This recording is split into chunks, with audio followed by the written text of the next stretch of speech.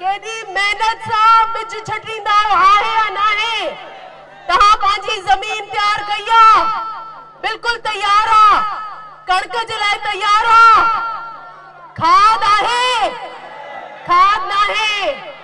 कॾहिं तारीख़ में अहिड़ी ॿुधो त अहिड़ी हुकूमत आई जेका तहांजी कणक भी खाई वई, जेका तहांजी खंड भी खाई वई, जेको तहांजो तेल भी महंगो कयई, जेका तहांजी बिजली भी महंगी कई, हाणे तहांजी ज़मीन के गैराबाद करण वारा, तहांजी ज़मीन के बंजर करण वारा मुल्क सां वफादार नथा थी सघन। मां छड़ो यो चवंदस, इंशाल्लाह हम जो हमारी धरती माँ को बंजर कर दिया इसने, इसको सिंध का हारी, सिंध का गयूर कारकुन माफ नहीं करेगा।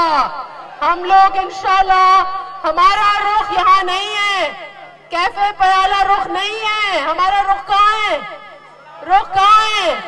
इस्लामाबाद चलेंगे और वहां जो जालिम बैठा हुआ है आज ये कहता है कि मैं मुल्क के लिए, अगर मुझे निकाला तो मैं मुल्क के लिए खतरनाक बन जाऊंगा। हम ये कहते हैं कि तुम बहैसियत वजीर आजम मुल्क के लिए खतरा हो। हमें तो ये डर है कि तुम इस मुल्क के लिए खतरा बन गए हो। तुम्हें